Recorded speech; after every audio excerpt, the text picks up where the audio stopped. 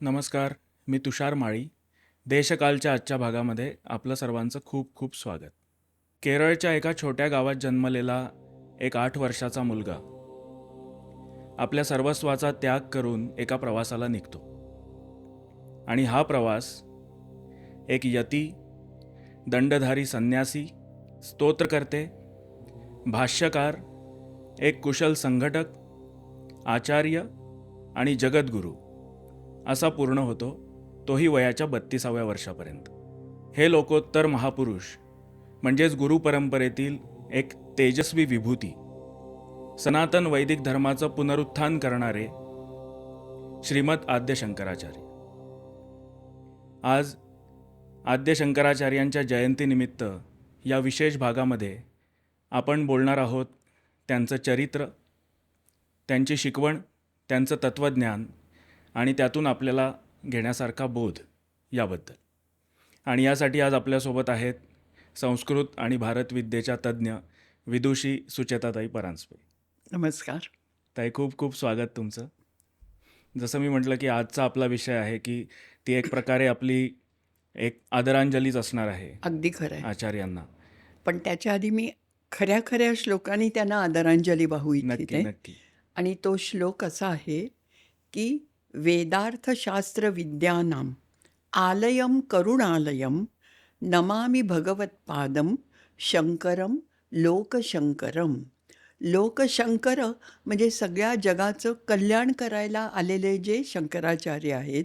आणि ते कसे आहेत की त्यांना सगळी शास्त्र, सगळे वेद, सगळ्या विद्या येत आहेत आणि करुणालय आहे. हो. तत्त्वज्ञान आहे, ज्ञान आहे, म्हणजे कोरडा होतो माणूस, तसं नाही यांचं झालेलं.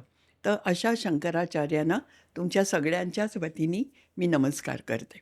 आत्ता तू म्हणालास तसं आज वैशाख शुद्ध पंचमी ही त्यांची जन्मजयंती, म्हणजे जयंती असं आपण मानतो असं मी का म्हणते, कारण 8व्या शतकात जन्मलेले हे गृहस्थ, ही व्यक्ती, आणि यांचा नेमका जन्म कोणत्या दिवशी झाला हे तुम्हाला वाटेल की मी कशावरून सांगते, नाही का? तर कशावरून सांगते याचं उत्तर आपल्याकडे लिखित स्वरूपात आहे. शंकराचार्यांच्या अल्पायुष्यातच त्यांच्यावर इतकी छोटी छोटी पुस्तकं लिहिली गेली, कारण अतिशय लोकोत्तर असं ते व्यक्तिमत्व होतं. आणि त्या सगळ्या पुस्तकांमधनं, ग्रंथांमधनंही मला म्हणवत नाही, छोट्या आहेत पुस्तिका, आणि काय काय नाव आहेत: शंकरचरित्र, शंकर विजय, शंकर दिग्विजय, लघुशंकर विजय वगैरे, म्हणजे त्याचा छोटा फॉर्म केलेला आहे असं. तेव्हा या सगळ्यातनं आपल्याला ही माहिती मिळते.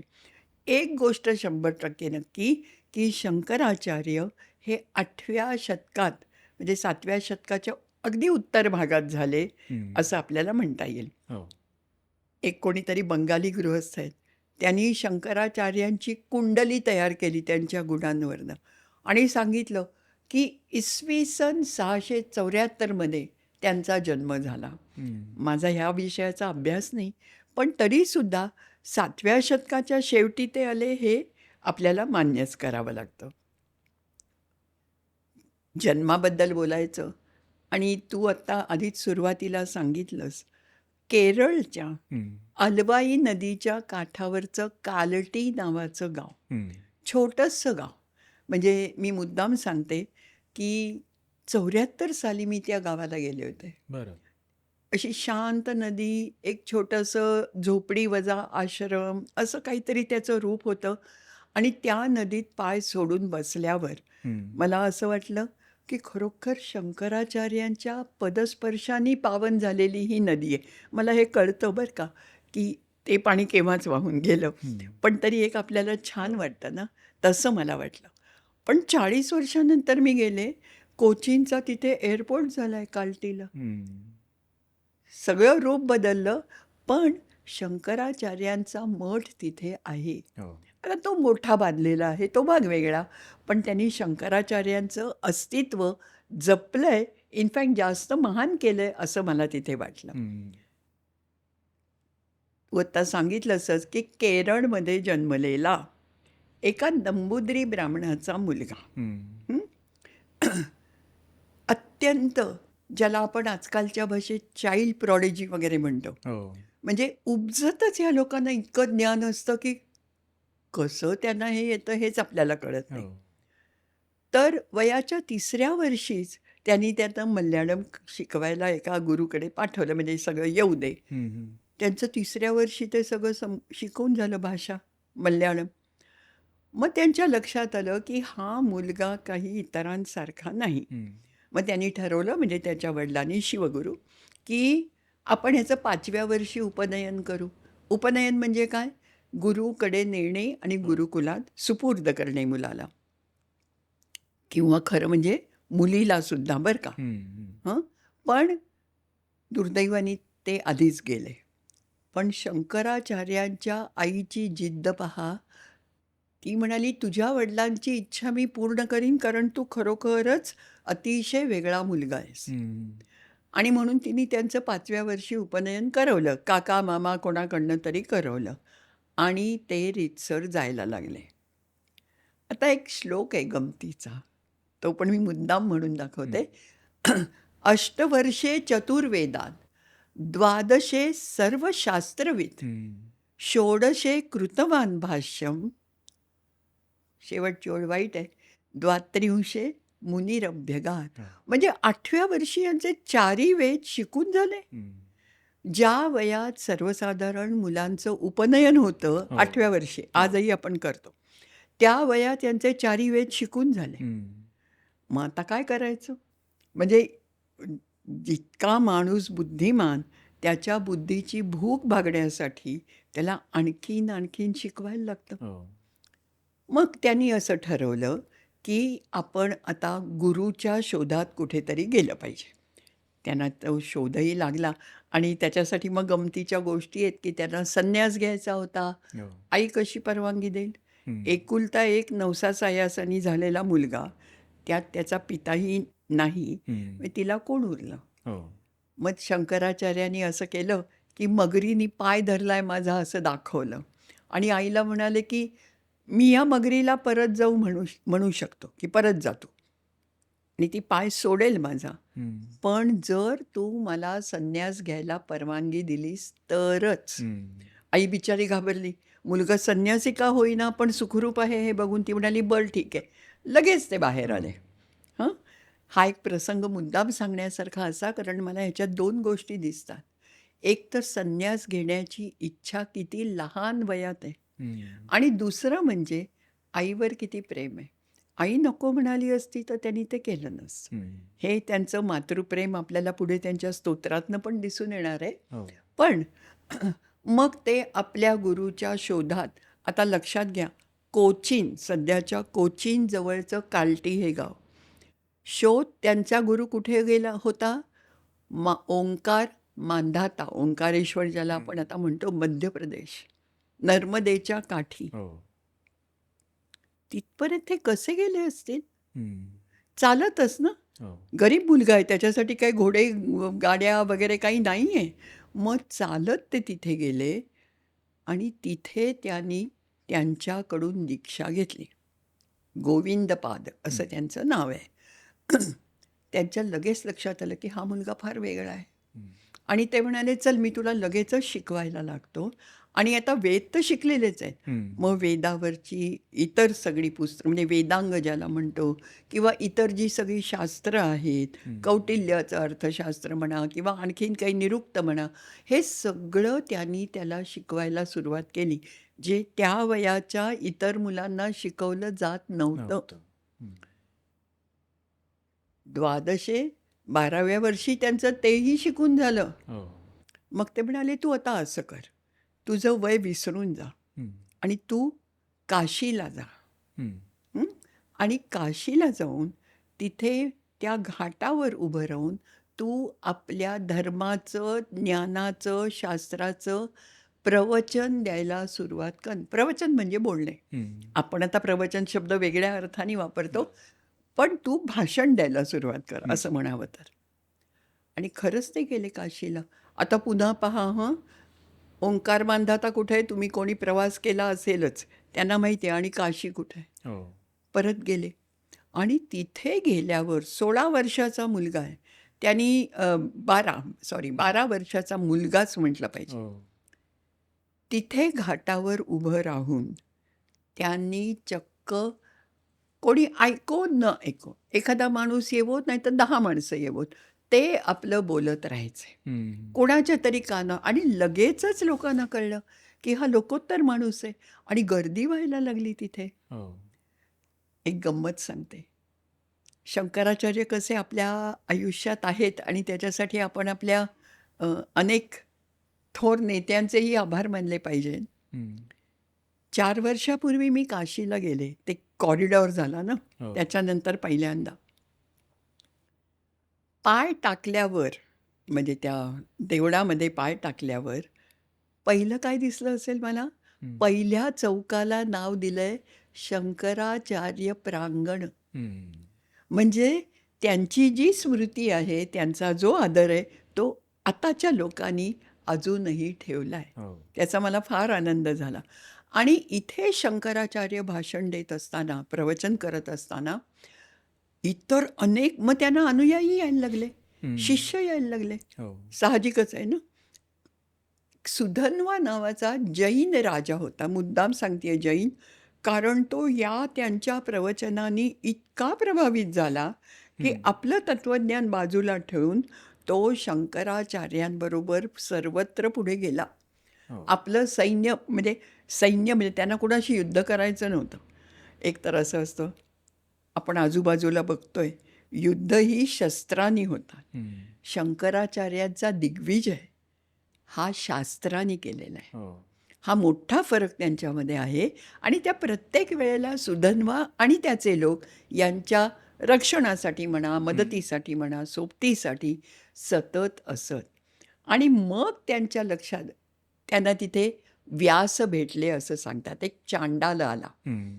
आणि त्या चांडालानी त्यांना काहीतरी स्पर्श केला तर ते म्हणाले, "दूर हो." तर तो चांडाल म्हणाला, "का म्हणून? आत्ताच तर तुझं सांगितलं सर्वांचा आत्मा एकच आहे. हं. मग माझा तुझा आत्मा एकच आहे, तर मी नाही दूर होणार." मग त्यांचे डोळे खाडकन उघडले आणि ते म्हणाले, की द्विजोस तू, म्हणजे हा ब्राह्मण असू दे नाही तर चांडाला असू दे, हा माझा गुरु आहे. हं. आणि मग पुढे ते झाल्यावर व्यासांनी आपलं रूप प्रकट केलं आणि त्याला सांगितलं, तू आता बदरिकाश्रम, ज्याला आपण आज बद्रीनाथ म्हणतो, हं. तिथे जा आणि तिथे जाऊन सगळ्या उपनिषद वगैरेंवर भाष्य लिही. हो. ठीक आहे. म्हणजे आता ह्यांना हिमालयात जावं लागणार, पायी चाललेत. कदाचित सुधन्वा एखाद दिवस त्यांना काही घोड्यावरनं नेत असेल, हं. पण खाणं पिणं ऊन वारा सगळं सोसून हा माणूस कशासाठी एवढे कष्ट? आपल्या धर्मासाठी, हं. आपल्या तत्त्वज्ञानासाठी आणि ह्या दोघांची मिळून जी आपली अप्रतिम अशी संस्कृती झाली आहे त्यांच्यासाठी गेला. बरं, गेले तर गेले. सुरुवातीला माहिती आहे तुम्हाला, की हरिद्वारला हं. किंवा ऋषिकेशला तुम्ही जाता आणि मग तुम्ही हिमालय चढायला लागता. बरोबर. तिथे देवळात मूर्तीच नाही. हं. ते गेले आणि म्हणाले, मूर्ती काय झाली? तर म्हणाले, मूर्तिभंजक येतात, त्यांच्या भीतीने आम्ही ते टाकून दिली नदीत, म्हणजे तिचं विसर्जन केलं असं आपण म्हणू, आणि आता ती सापडत नाही आहे. हं. तर ते शंकराचार्य म्हणाले, हरकत नाही, मी आणतो ती मूर्ती. आणि त्यांनी खोलवर हुडकून हुडकून हुडकून ती मूर्ती शोधली आणि तिची पुनःप्रतिष्ठा केली. हं. मला ही गोष्ट अगदी रूपकात्मक वाटते, कारण ती एका मूर्तीची प्रतिष्ठापना नाही आहे, ती आपल्या सनातन धर्माची प्रतिष्ठापना आहे. हो. त्यामुळे ही गोष्ट मी मुद्दाम सर्वांना सांगणारच आहे, की त्यांनी काय केलं. आणि मग ते पुढे गेले. हं. पुढे गेल्यावर तिथे त्या गुहेमध्ये बसून, तुम्ही गेला असाल कोणी तर, व्यास गुंफा, गणेश गुंफा असे तिथे, आणि वसुधारा नावाचा सरस्वती नदीचा उगम हं. तिथे दिसतो आपल्याला. इतका सुंदर आहे तो. एनिवे, तर तिथे बसून त्यांनी भाष्य लिहिली. हं. कशावर लिहिली? मुख्य ज्याला उपनिषद म्हणतो आपण, 10 उपनिषद आहेत, ईशकेन कठ वगैरे, त्याच्यावर लिहिली. ब्रह्मसूत्र हं. नावाचं एक अतिशय कठीण, क्लिष्ट आणि कोणाच्याही मदतीशिवाय समजू शकणारच नाही असं सूत्र आहे अद्वैत वेदांतावर. त्याच्यावरही भाष्य लिहिलं. त्यांच्या मदतीला कोणी नव्हते बरं का. जे काय गुरूंनी ज्ञान दिलं असेल ते, आणि बुद्धिमत्ता आणि गीता. गीतेवर पण त्यांनी भाष्य लिहिलं. आणि माझा एक असा विचार आहे, पहा तुम्हाला पटतो का, की शंकराचार्यांनी गीतेवर भाष्य लिहिल्यानंतर श्रीमद भगवद्गीताला एक वेगळं स्थान प्राप्त झालं. अच्छा. तोपर्यंत गीता हा महाभारताचा भाग म्हणून लोक वाचत होते. पण तत्वज्ञान म्हणून जे त्याला आत्ता स्थान आहे ते शंकराचार्यांमुळे मिळालं असं मला निश्चित वाटतं. म्हणजे 16व्या वर्षी त्यांचं हेही करून झालं.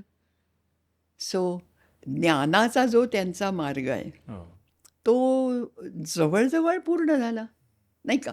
बरोबर. आता आपण जर का ज्ञानमार्गावर चाललोच आहोत, आपण चाललोय म्हणजे हो. शंकराचार्यांबरोबर चाललेलो आहोत, तर मला एक गोष्ट सांगायची की काय असतं, अनेक पंडित विद्वान असतात, कमी नसतं कोणाकडे. पण संस्कृतमध्ये नंतर एक सुभाषित आलंय, यः क्रियावान स पंडितः. तुमचं पांडित्य त्या पुस्तकात, लायब्ररीत आणि तुमच्या नोट्समध्ये राहून काही उपयोग नाही. ते तुम्ही लोकांपर्यंत पोचवलं तर त्याचं महत्त्व आहे. बरोबर. आणि हे कार्य त्यांनी आधी केलं. त्याच्यासाठी ते सगळीकडे गेले आणि कुठे कुठे फिरले नाहीत. पशुपतीनाथ नेपाळला गेले. तिथपर्यंत ते गेले. ह्याचा अर्थ लक्षात घ्या की आपला सनातन धर्म त्यांच्याबरोबर जातोय, हे महत्त्वाचं आहे. तिथे असंच होतं. पुजारी, त्यांनी बौद्ध होते तेव्हा सगळे लोक जास्त करून. त्यांनी ती मूर्ती काढून टाकली पशुपतीनाथाची. पुजारी नाही, काही नाही, काही नाही. शंकराचार्यांनी प्रतिष्ठापना केली आणि त्यांच्याबरोबर असलेले 2 नंबूद्री ब्राह्मण तिथे पुजारी म्हणून ठेवले. 150-200 वर्षापर्यंत तिथले पुजारी हे नंबूद्री ब्राह्मणच होते. शंकराचार्य म्हणजे त्यांच्या वंशातले किंवा कोण असे तिथे होते. काश्मीरला गेले. किती जण काश्मीरला गेलेत, नेपाळला गेलेत, काशीला गेलेत. आपल्यापैकी सगळ्या सुखसोयी उपलब्ध असून आपण जात नाही. पण हे गेले आणि आपला हेतू तर मज्जा करावी एवढाच असतो.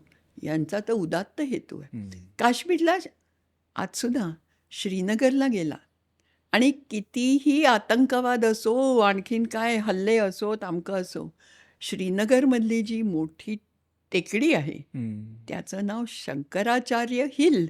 ते आता हिल म्हणतात, ते सोडून द्या. पण शंकराचार्य हे नाव कुठल्याही धर्माच्या लोकांना खोडून काढता आलं नाही. हे सगळ्यात महत्त्वाचं. तिथे शारदांबेचं देऊळ आहे. तिथे एक ज्ञानपीठ आहे. ज्ञानपीठ म्हणजे काय, तर एक असं आसन, त्याला 4 बाजूनी म्हणजे बांधलेलं दरवाजे होते. तर पूर्वेकडचा उघडा, पश्चिमेकडचा उघडा, उत्तरेकडचा उघडा, दक्षिणेकडचा मात्र बंद. तर शंकराचार्यांनी विचारलं असं काय. तर त्यांनी सांगितलं, दक्षिणेकडून कोणी अजून विद्वान ब्राह्मणच इथपर्यंत पोचला नाही आहे की जो आमच्या मतांचं खंडन करेल. काश्मीरमध्ये तेव्हाही आणि अगदी आत्तापर्यंत 100-1 वर्षापर्यंत अत्यंत उत्तम आणि विद्वान असे हिंदू पंडित होते. शंकराचार्य म्हणाले, मी आलोय दक्षिणेकडून, चला. आणि त्यांनी त्या सर्वांचा पराभव केला आणि ज्ञानपीठाचं दक्षिणद्वार उघडलं. म्हणजे आपलं ज्ञान हे लोकांपर्यंत पोचवण्यासाठी त्यांनी जी धडपड केली ती मला जास्त आवडते. म्हणजे काय, मी नुसतं काय कॉन्फरन्सला जा, नंतर आणि काय सेमिनार घे वगैरे असं करण्यापेक्षा तुम्ही जे काम करताय देशकाल, की आपलं ज्ञान, आपलं तत्त्वज्ञान लोकांपर्यंत पोचवणं हे खरं महत्त्वाचं. आता ताई, ज्ञानमार्गाबद्दल तर आपण बोललोच. हो. पण आचार्यांना एक अद्वितीय असं कर्मयोगी म्हणून पण ओळखलं जातं. अगदी प्रश्न नाही. मी तर सांगितलं आत्ता की यः क्रियावांस पंडितः. बरं, ते काय नुसतं बोलून थांबले नाहीत. त्यांच्या लक्षात आलं की कोण ऐकतात एका कानाने आणि सोडून देतात. आपण याला काहीतरी शिस्त लावली पाहिजे. आणि मग त्याचा विचार करताना त्यांनी असं ठरवलं की भारतवर्षाच्या 4ही दिशांना आपण मठ स्थापन करूया. आता मठ म्हटलं की आपल्या डोळ्यासमोर एकदम साधू संत वगैरे असं, ते बरोबरच आहे. सगळ्या अर्थाने हे लोक साधू म्हणजे चांगले असतात. पण ही ज्ञानपीठं आहेत. मोठ्या मोठ्या विश्वविद्यालयं किंवा ज्याला युनिव्हर्सिटीज म्हणू, अशा हेतूनी त्यांनी ती केली. कुठे कुठे केली? उत्तरेला. उत्तरेला ते होते काश्मीरला तेव्हा. तुम्ही कोणी गेला असाल चारधाम यात्रेला तर जोशीमठ म्हणून एक आहे. ते जोशीमठ नाही आहे, त्याचं खरं नाव आहे ज्योतिर्मठ. तो शंकराचार्यांनी स्थापन केलेला आहे. नंतर पश्चिमेला द्वारका, तिथे पण त्यांचं आहे. पूर्वेला जगन्नाथपुरीला पण शंकराचार्यांनी, म्हणजे तुम्ही जरा भौगोलिकदृष्ट्या बघा, देशकाल आहे ना, मग त्यातला देशाचा भाग कसा आहे पसरलेला बघा. आणि पहिला मठ जो त्यांनी स्थापन केला आणि तिथे त्यांच्या एका आवडत्या शिष्याला सुरेश्वराचार्यांना त्यांनी नेमलं, तो आहे दक्षिणेला शृंगगिरी मठ. आपण त्याला सर्रास शृंगेरी म्हणतो, शृंगगिरी काही म्हणत नाही. आणि असे 4 मठ तर स्थापन केलेच. त्याच्याहून पुढची महत्त्वाची गोष्ट आहे, मठाचं कार्य नीट चालायला पाहिजे. मग नंतर शंकराचार्यांच्या अनुयायांनी त्यांना विचारून मठामनाय नावाचा एक सुंदर पुस्तिका लिहिली असं आपण म्हणू. मठामनाय म्हणजे काय? रूल्स, की कुठल्याही युनिव्हर्सिटीला, शाळा कॉलेजला रूल्स अँड रेग्युलेशन्स असतात. ते रूल्स असे होते की सगळे लोक सदाचरणी, धर्मशील आणि सत्कृती असावेत. ह्याला तर काही पर्यायच नव्हता. दुसरी गोष्ट, एक मठाधिपती असेल जो संन्यासी असला पाहिजे आणि उत्तम ज्ञानी असला पाहिजे. दुसऱ्या लेव्हलवर एक मनीष म्हणून त्यांनी शब्द वापरलाय. मनीष म्हणजे बुद्धिवान, पण मनीष हा गृहस्थाश्रमीच असला पाहिजे, कारण he will look after the administration. आणि घर चालवणाऱ्या स्त्री पुरुषांना बऱ्याच अडचणी लक्षात येतात.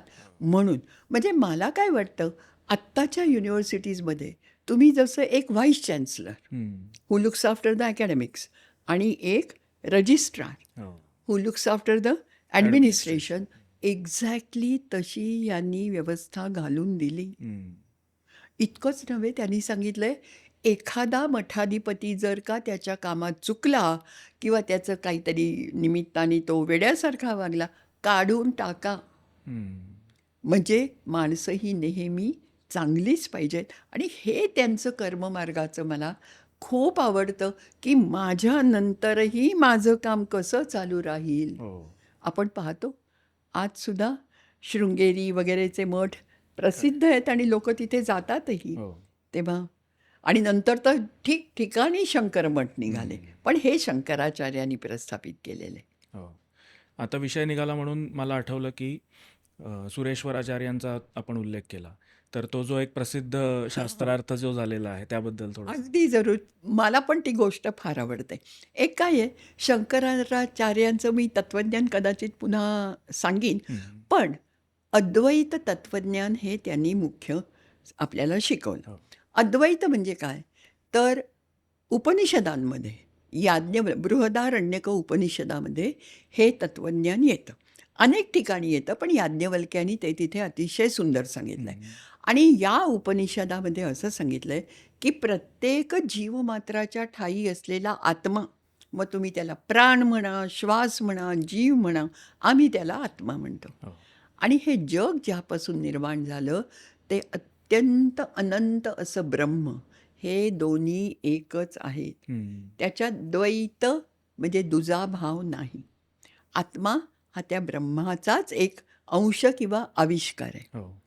हे तत्त्वज्ञान शंकराचार्यांनी सगळीकडे पोचवलं आणि म्हणून त्यांना मीमांसक किंवा उत्तर मीमांसा असं त्यांच्या पंथाला म्हणतात. उत्तर म्हणजे नंतर आलेली. मग पूर्वमीमांसा काय होती, हे आपल्या तत्त्वज्ञानाच्या 6 ज्या काही दर्शनं आहेत, षड्दर्शनं, त्यातले 2 आहेत.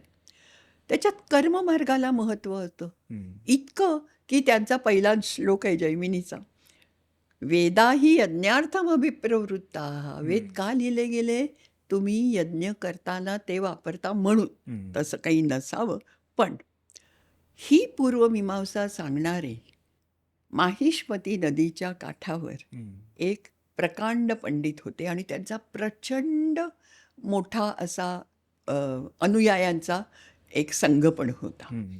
आणि शंकराचार्यांच्या लक्षात आलं की मंडन मिश्रांचा पराभव केला तर त्यांचे सगळे अनुयायी आपलेच होणार. हो. ठीक आहे. आणि मग ते गेले त्या माहिष्मती नगरीला. पण घर कुठे माहीत आहे, हम्म. GPS नाही आहे काही. मग ते त्यांनी गावाबाहेर साधारण नदी असते, तिथे बायका कपडे बिपडे धुत होत्या. त्यांना विचारलं, हो इथे ते प्रसिद्ध मंडन मिश्र आहेत, त्यांचं घर कोणाला माहिती आहे? त्या बायकांनी काय उत्तर दिलं, जगद्ध्रुवम वा जगदध्रुवम वा, हे जग शाश्वत आहे की अशाश्वत आहे हम्म. असं ज्या घरातल्या पिंजऱ्यातले पोपट आणि मैना वाद करत असतील, हम्म. म्हणजे शिष्य नव्हे, ते स्वतः मालक नव्हेत, स्वामी नव्हेत, तर त्यांच्या घरातले पशुपक्षीसुद्धा याच्यावर बोलतात, ते घर त्यांचं. किती सुंदर खूण आहे ही घर सांगायची. असं मी एक अगदी वेगळी गोष्ट सांगते. हम्म. पण मला एकदा एकांच्या घरी जायचं होतं. त्यांनी मला तेव्हा मी म्हटलं तसं आपल्याला पत्ता हुडकायला लागेल. हो. त्यांनी मला सांगितलं, इकडे या, तिकडे या, तिकडे या. आणि मग वर बघितलं की ज्या घराच्या खिडकीतनं ऑर्किडची फुलं डोकावताना दिसतील ते माझं घर. म्हणजे घर सांगायची ही खूण शंकराचार्यांनी लक्षात ठेवली. ते आले आणि त्यांची जोरदार चर्चा झाली. त्याच्यात असं ठरलं, पंच म्हणून कोण करत होतं माहिती आहे? हम्म. मंडन मिश्रांची बायको भारती. हो. माझं नेहमी मत आहे की जो कोणी निर्णायक अधिकारी असतो तो या दोन्ही पक्षांपेक्षा विद्वान असला पाहिजे, हम्म. नाहीतर त्याला याची आणि त्याची बाजू समजून कशी घेणार. बरोबर. मग भारतीने सगळं ते, आणि अट अशी होती की शंकराचार्य जिंकले तर मंडन मिश्र संन्यास घेणार, हम्म. आणि मंडन मिश्र जिंकले तर शंकराचार्य गृहस्थाश्रम स्वीकारणार. हम्म. दोन्ही गोष्टी अवघड आहेत. हो. पण गंमत अशी झाली की शंकराचार्यांना हरवू शकणारं अजून कोणी आलंच नव्हतं आणि येणारही नाही. खरंय. ते हरले. मग त्यांनी पत्नीच्या अनुमतीने संन्यास घेतला. त्यांचं नाव सुरेश्वराचार्य. तेच शृंगेरीचे पहिले मठाधिपती झाले वगैरे वगैरे. ही गोष्ट अतिशय छान आहे आणि आपल्याकडच्या बऱ्याच लोकांना ही माहिती नसते. हम्म. पण यातून खूप गोष्टी कळतात. म्हणजे मी जसं म्हटलं, पशुपक्ष्यांपर्यंत ते ज्ञान पोचलं तर त्या गावात सगळीकडे ही चर्चा झालीच असेल. हम्म. दोन विद्वान जेव्हा एकमेकांशी शास्त्रार्थ म्हणतात याला, चर्चा करतात, शास्त्रार्थ करतात, तेव्हा त्याला फार महत्त्व असतं. हो. सो ही ती मंडन मिश्रांची गोष्ट आहे. आता आपण जसं बोललो की ज्ञानमार्गाचा आपण त्याबद्दल बोललो, कर्ममार्गाबद्दलही बोललो. हं. आता भक्ती मार्गाकडे जर आपण आलो तर शंकराचार्यांनी जर त्यांचं मूळ किंवा सगळ्यात मोठी जी त्यांची देणगी आपल्याला आहे ती ही अद्वैत वेदांताची आहे. असं असूनसुद्धा त्यांनी इतकी रसाळ आणि प्रासादिक स्तोत्र रचना जी केलेली आहे की भक्ती मार्गासाठी, त्याबद्दल थोडं सांगा. हा एक त्यांच्या, काय म्हणू मी, व्यक्तिमत्वातला विलक्षण भाग वाटतो मला. कारण संन्यासी म्हणजे सर्व जगापासून दूर, हो. तरीसुद्धा आई जाणार आहे हे कळल्यावर ते जिथून होते तिथून आले आणि आईचे अंत्यविधी केले. हम्म. सगळं गाव म्हणाला आम्ही येणार नाही, नका येऊ, हो. ही माझी आई आहे. हे कोण करू शकतो? धाडसी माणूस. हम्म. हां, म्हणजे हे पण त्यांनी केलं. कर्ममार्गाबद्दल मी बोललेच. ज्ञानमार्ग तर म्हणजे नुसती पुस्तकांची त्यांच्या यादी वाचली ना तरी आपण दमून जाऊ. आणि हे सगळं त्यांनी केलं. आणि अशा माणसाच्या मनात भक्तीसारखा एक अत्यंत कोमल असा प्रवाह हम्म. कसा शिरला कोण जाणे, पण तो त्यांच्याकडे होता. आणि भक्तीत मुख्य काय असतं, तुम्ही जेव्हा ज्ञानमार्ग करताना तेव्हा मी काय हुशार आहे असं एक कुठेतरी मनात असतं, मी हे करू शकतो. हो. कर्ममार्ग करता तेव्हासुद्धा थोडासा, ज्याला आपण काय म्हणू मी, पॅट्रनायझिंग ॲटिट्यूड शंकराचार्यांकडे असं नव्हतं. हं, पण सांगते की कर्ममार्ग हा मी तुमच्यासाठी हे करतोय असा एक अभिमान असतो, अहंकार असतो खरं म्हणजे. पण भक्तिमार्ग हा एक असा आहे की तुम्ही स्वतःला क्षुद्र समजता आणि देव हा तुमच्यासाठी महान असतो. संपूर्णपणे शरण गेल्याशिवाय भक्ती येत नाही. हो. बरोबर? त्यांनी तेही केलं. आणि शंकराचार्यांच्या नावावर 400 स्तोत्र आहेत. हं. अर्थात 400 स्तोत्र त्यांनी म्हणजे मी सांगितलं तुम्हाला 32व्या वर्षी जो माणूस गेला, त्यांनी इतक्या सगळ्या भाष्य, एवढी मठस्थापना, एवढा प्रवास, एवढी स्तोत्र कशी लिहिली असतील मला कल्पनाही करता येत नाहीत. अगदी कदाचित मी असं म्हणेन, की त्यांच्या काही अनुयायांनी काही जे रचलं ते इति श्रीमद परमहंस परिव्राजकाचार्य शंकराचार्य विरचितम असं म्हणून सोडून पण दिलं. म्हणजे तेव्हा गुरुदक्षिणा द्यायचे हे एक मार्ग होते, हो. की माझं काय श्रेय आहे, यांचंच खरं श्रेय वगैरे.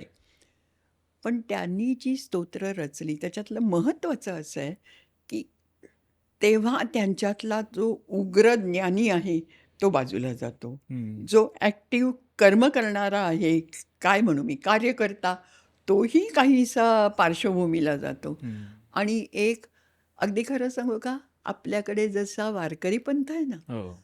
तसे अतिशय निर्मळ मनाचे, प्रत्येकाला माऊली माऊली असं म्हणणारे शंकराचार्य आपल्याला दिसतात. हं.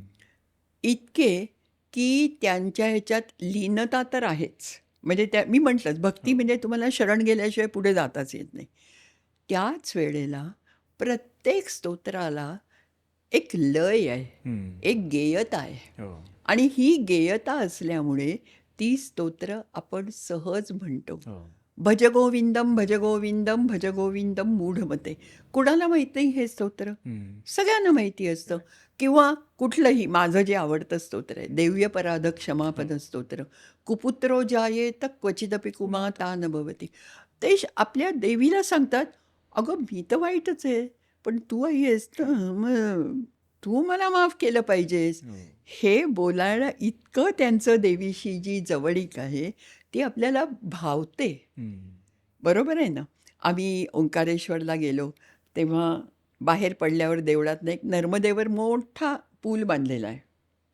सेतू, आजकाल सगळ्याला सेतू हो. म्हणतो आपण.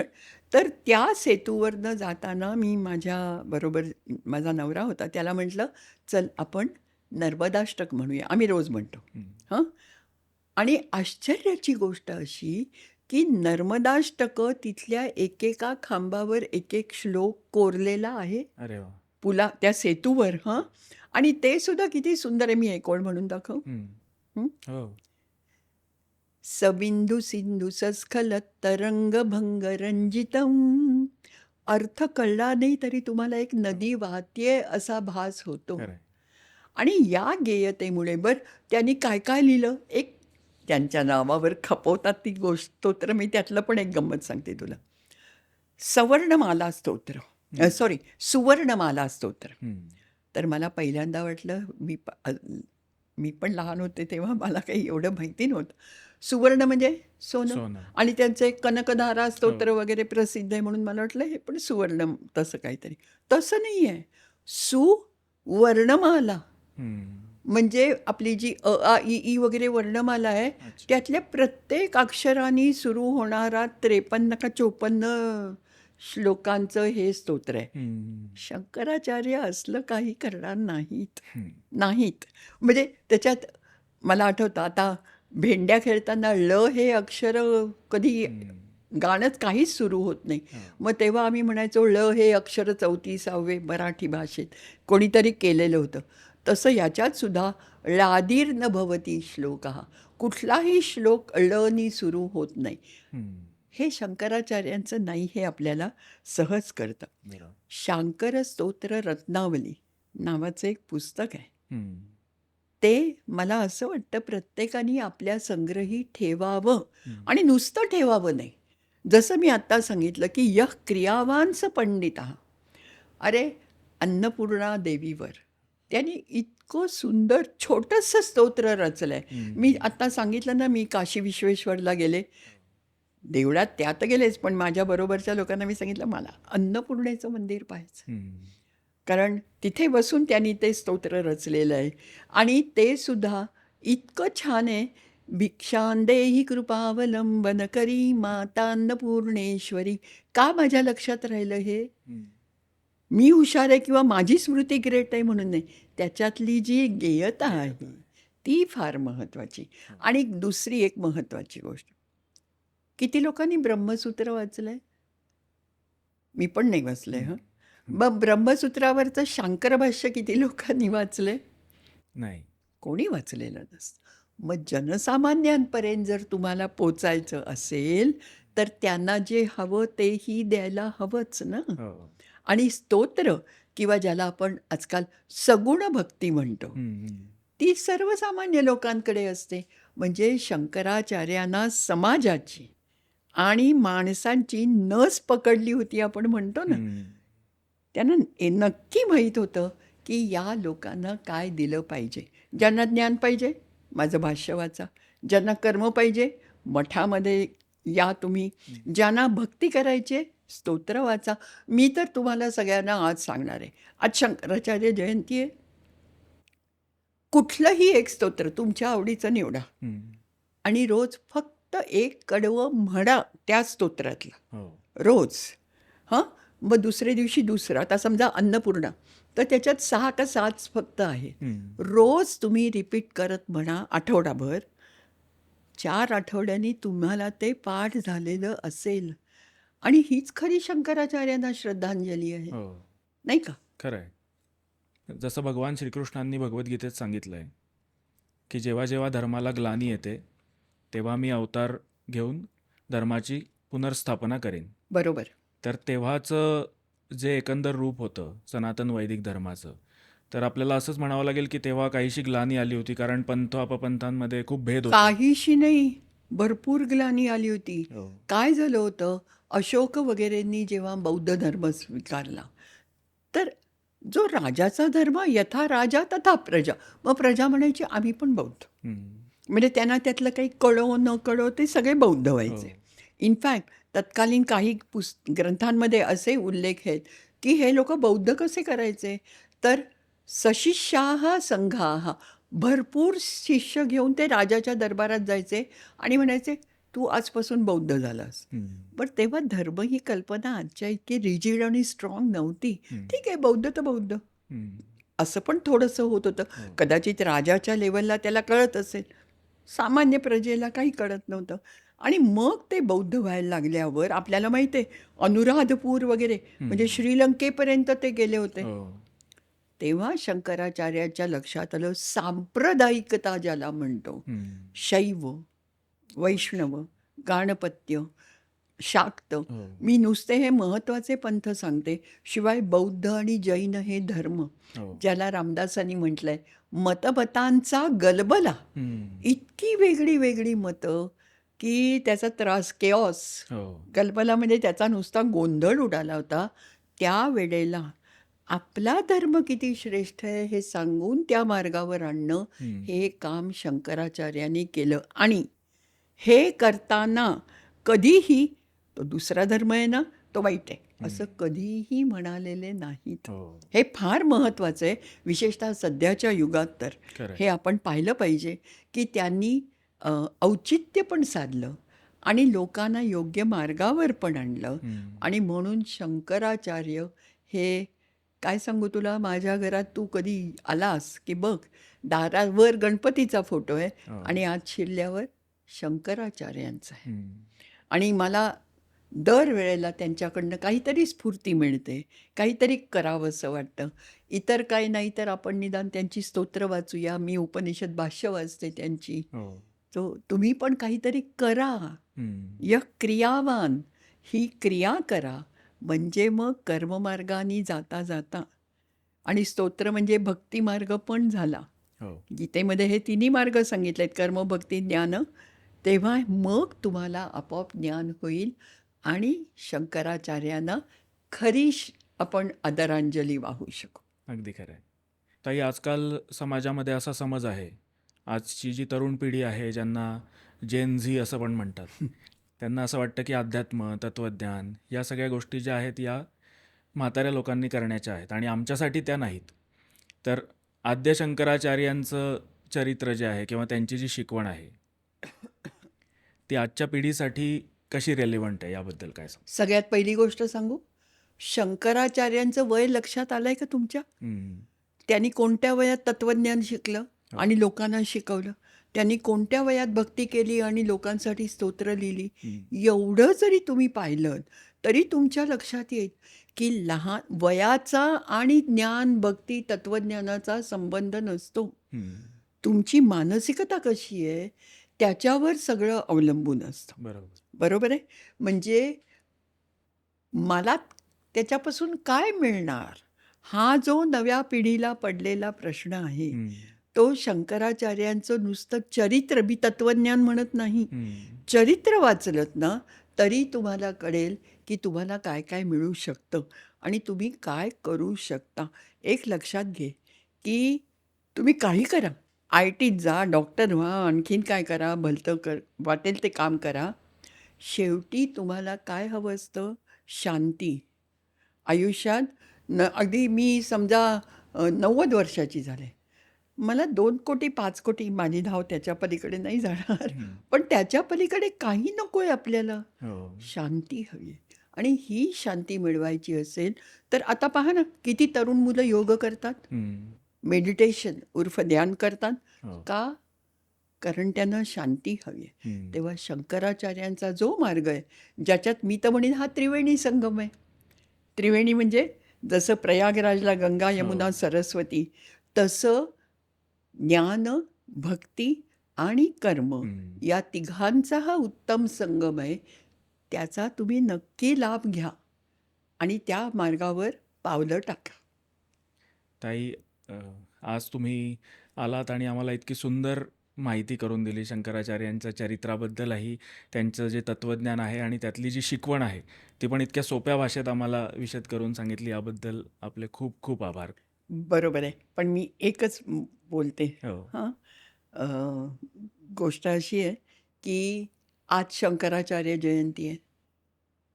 थोड्याच दिवसांनी एकादशीला त्यांची हे पण आहे, पुण्यतिथी पण आहे. अनेक वेळेला दरवर्षीच बहुधा मी शंकराचार्यांवर बोलते. मग मला एकदा एकाने विचारलं, दरवर्षी काय तेच सांगता? एक तर श्रोतृवर्ग निराळा आहे, दुसरी गोष्ट लोकांना विस्मरण होता कामा नये, आणि तिसरी गोष्ट व्यासाचलीय नावाच्या एका त्यांच्या अनुयायांनी, मी म्हटलं ना त्यांच्यावर 30 पुस्तकं तेव्हाच झाली, त्यातल्या एका ग्रंथात लिहिलं आहे, ते मी सांगू इच्छिते. व्यासाचलीयांनी शंकराचार्यांबद्दल जे म्हटलं आहे तीच माझी भावना आहे की त्यांनी म्हटलं, मला ह्याच्याबद्दल प्रतिष्ठा नको, हार तुरे नको, म्हणजे पुष्पाणी असं म्हटलं आहे, भूमी नको, वित्त नको, मला काहीही मिळवायचं नाही आहे याच्यापासून. मग मी हे का करते? श्रद्धा भक्ती वशेन. माझी त्यांच्यावर इतकी श्रद्धा आहे आणि भक्ती आहे की तेवढ्यासाठी मी ही करते. आणि व्यासाचलीय शेवटी म्हणतात, ते इतकं खरं आहे माहिती आहे का, तुमच्या जर मनातून हे विचार आले ना तर ते तुम्हाला पटतातच पटतात. ते म्हणतात, वाचम मे पवितू, माझी वाणी पवित्र व्हावी म्हणून मी शंकराचार्यांसाठी बोललो. तसंच मला म्हणायचं आहे की वाचम मे पवितो. तेव्हा शंकराचार्यांचा आदर्श निदान डोळ्यासमोर ठेवा, जितकं जमेल तितकं आपण प्रत्येकाने उचलावं. पुन्हा एकदा खूप खूप धन्यवाद. भगवान शंकरांपासून सुरू झालेली ही जी गुरुपरंपरा आहे, यात आद्य शंकराचार्य पण येतात आणि ती आपल्या गुरूंपर्यंत येते. या संपूर्ण परंपरेचंच आज आपण स्मरण करूया आणि तीच आपली त्यांच्यासाठी आदरांजली असेल. अगदी खरं. हा भाग कसा वाटला ते आम्हाला नक्की सांगा आणि देशकालला लाईक, शेअर आणि सबस्क्राईब जरूर करा. धन्यवाद.